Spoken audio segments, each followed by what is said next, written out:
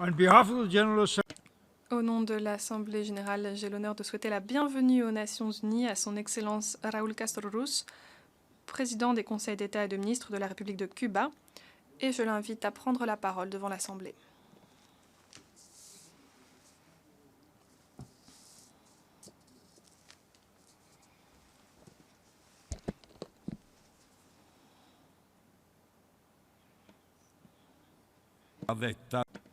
Mesdames et messieurs les chefs d'État et de gouvernement,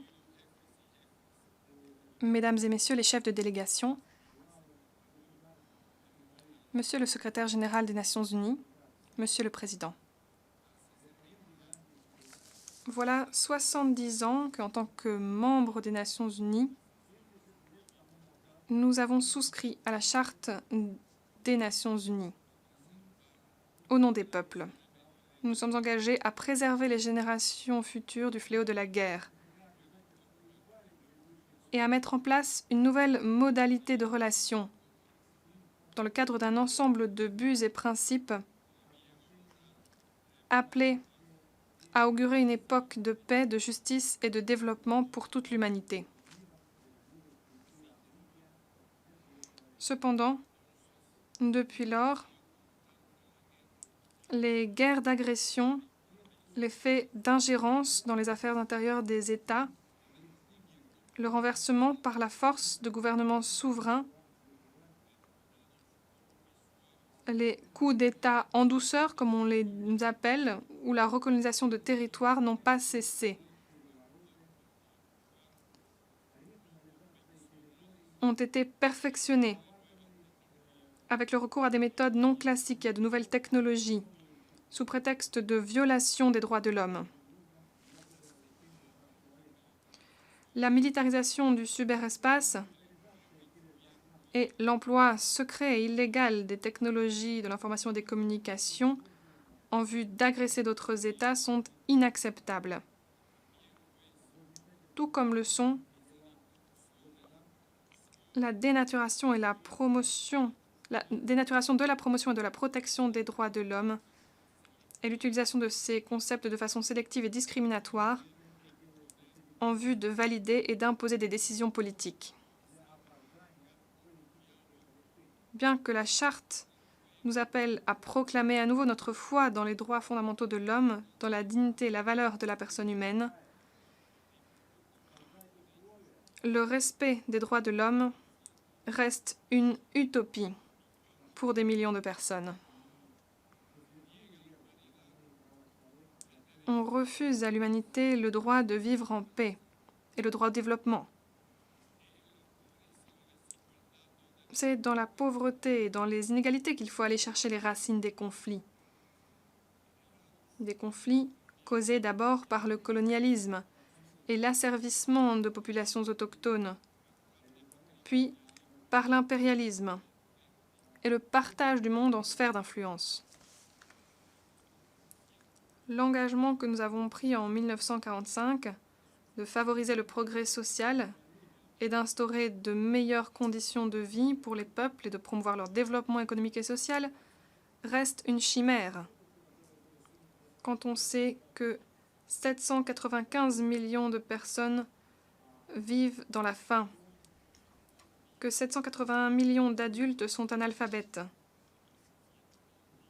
et que 17 000 enfants meurent chaque jour de maladies curables, tandis que les dépenses militaires à l'échelle internationale se chiffrent chaque année à 1,7 billion de dollars.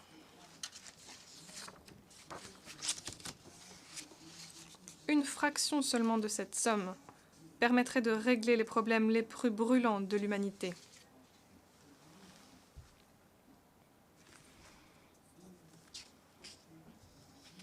L'État-providence qu'on nous présentait comme le modèle à suivre a même pratiquement disparu dans les pays industriels.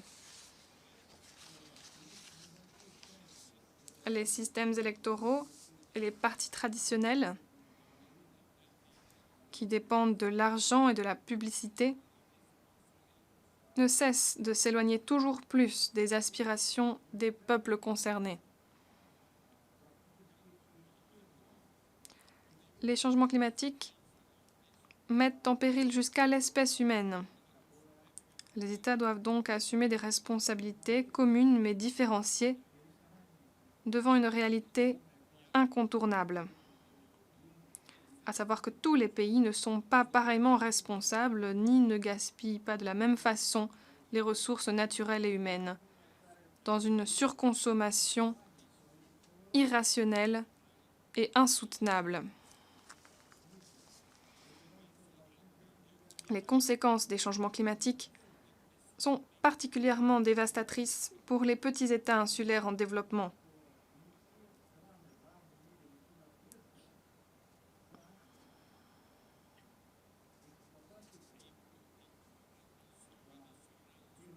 Et imposent des tensions supplémentaires à leurs économies déjà fragiles. Il en est de même en Afrique, où la désertification ne cesse de s'étendre inexorablement. Nous sommes solidaires de nos frères caribéens, qui doivent recevoir un traitement spécial et différencié. Nous appuyons les pays africains, envers lesquels nous réclamons un traitement juste, un transfert de technologies et de ressources financières.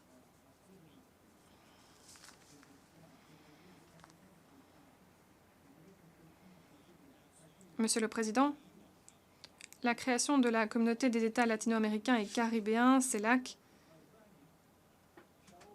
et notamment l'adoption à son deuxième sommet de la Havane en janvier 2014 de la proclamation de l'Amérique latine et des Caraïbes comme zone de paix,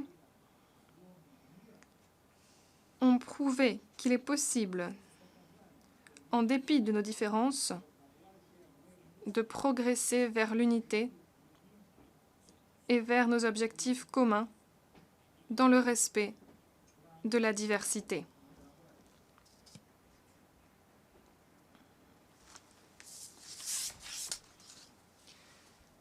Dans cette proclamation, nous avons réaffirmé notre attachement indéfectible aux principes de la Charte des Nations Unies et du droit international, notre engagement à régler de manière pacifique nos différends et notre conviction que le respect total du droit inaliénable de chaque État de choisir son système politique, économique, social et culturel constitue une condition sine qua non de la coexistence pacifique entre les nations. Nous avons demandé que ces principes servent aussi de base aux relations des autres États avec notre région.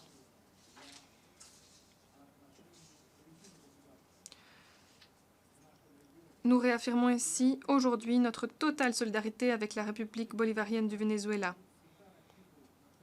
face aux tentatives de déstabiliser ce pays et diminuer l'ordre constitutionnel, ainsi que de détruire l'œuvre commencée par le président Hugo Chávez.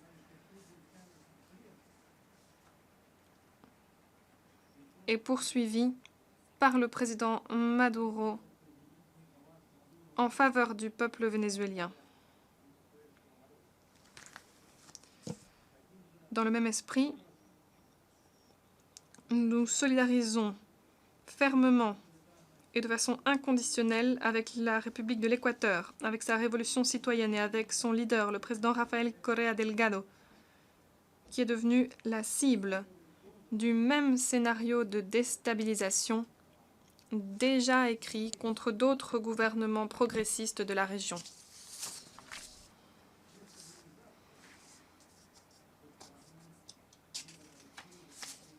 Nous nous solidarisons avec les nations caribéennes qui réclament à juste titre une réparation pour les horreurs de l'esclavage et de la traite des nègres.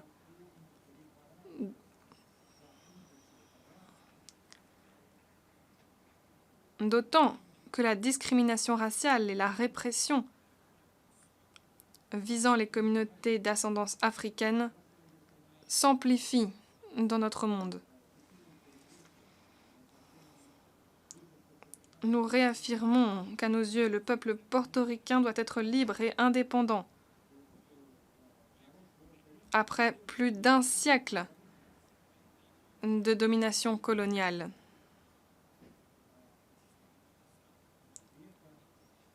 Nous sommes solidaires de la République argentine, qui réclame en toute légitimité le retour sous sa souveraineté des îles Malvinas, Sandwich du Sud et Georgia du Sud.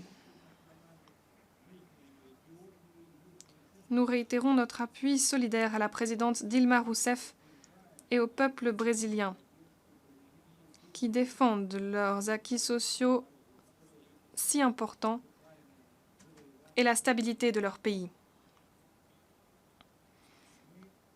Nous rejetons et condamnons de nouveau les visées de l'OTAN qui veut s'étendre jusqu'aux frontières de la Russie, tout comme les sanctions unilatérales imposées injustement à cette nation.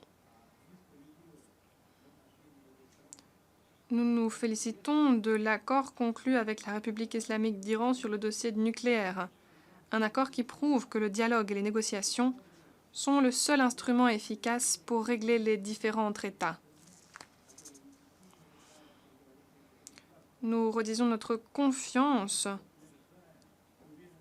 envers le peuple syrien, que nous croyons capable de régler par lui-même ses différences,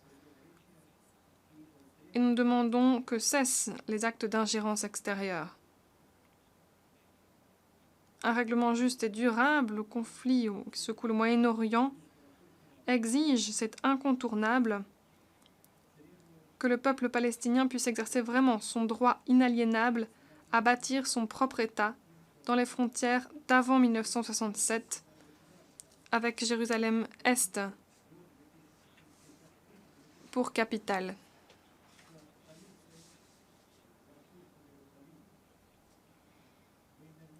Nous appuyons énergiquement un tel règlement. Les vagues de réfugiés, images bouleversantes qui déferlent depuis des semaines sur les côtes européennes, sont une conséquence directe de la déstabilisation que l'OTAN a engagée et dont elle continue d'être responsable dans des pays du Moyen-Orient et d'Afrique du Nord. C'est aussi là la conséquence du sous-développement et de la pauvreté qui règne dans certains pays africains. L'Union européenne doit assumer pleinement et sans délai ses responsabilités vis-à-vis de cette crise humanitaire qu'elle a contribué à générer. Monsieur le Président, c'est parce que le peuple cubain a su résister dans l'héroïsme et le sacrifice pendant 56 ans aux États-Unis que les relations diplomatiques ont pu être renouées entre les deux pays. Et les ambassades ont pu être rouvertes dans les capitales respectives. S'enclenche maintenant une évolution longue et complexe vers la normalisation de nos relations, laquelle ne sera réalité que lorsque le blocus économique, commercial et financier imposé à notre pays sera levé, que le territoire occupé illégalement par la base navale des États-Unis dans la baie de Guantanamo nous sera rendu, que les émissions de radio et de télévision ainsi que les programmes de subversion et de déstabilisation auront cessé, et que notre peuple aura été indemnisé pour les pertes humaines et économiques qu'il a endurées.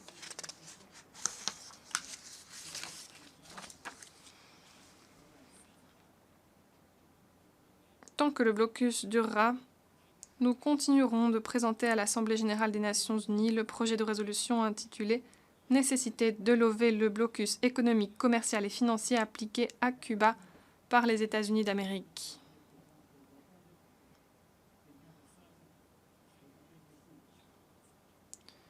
Je réitère la gratitude infinie du peuple et du gouvernement cubain aux 188 gouvernements et peuples qui n'ont cessé d'appuyer notre juste demande ici et dans différentes instances internationales et régionales.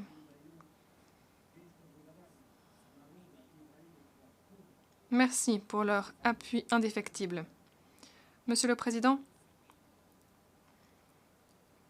Cuba fête dans un engagement profond le 70e anniversaire de l'Organisation des Nations Unies. Nous reconnaissons que des efforts ont été consentis durant toutes ces années, bien qu'ils aient été insuffisants, pour préserver les générations présentes et futures du fléau de la guerre et pour garantir leur droit au développement durable sans exclusion. L'ONU doit être préservée de l'unilatéralisme et réformée de fond en comble pour qu'elle devienne démocratique et plus proche des peuples. Comme Fidel Castro Ruz l'a affirmé dans cette même salle voilà 15 ans, Fidel Castro Ruz, leader historique de la révolution cubaine, je cite, « N'importe qui peut comprendre que l'objectif fondamental des Nations Unies, en ce siècle si important qui commence, est de préserver le monde non seulement de la guerre, mais aussi du sous-développement, de la faim, des maladies, de la pauvreté et de la destruction des ressources naturelles indispensables à la vie humaine. Et les nations du monde doivent se hâter avant qu'il ne soit trop tard. » Fin de citation. La communauté internationale pourra toujours compter sur la voix sincère de Cuba pour dénoncer l'injustice, l'inégalité, le sous-développement, la discrimination et les manipulations, et pour réclamer l'instauration d'un ordre international plus juste et plus équitable, réellement axé sur l'être humain, sur sa dignité et sur son bien-être. Je vous remercie.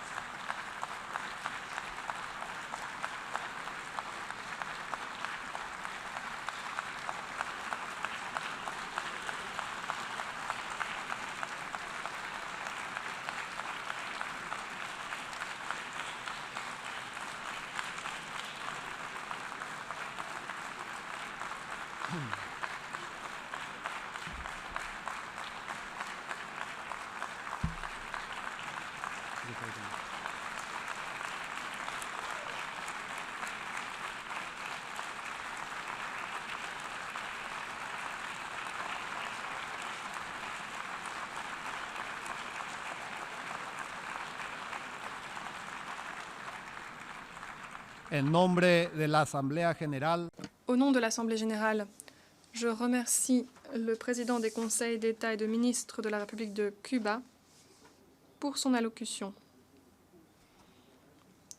Je demande aux représentants de bien vouloir rester à leur place pendant que nous prenons congé du président.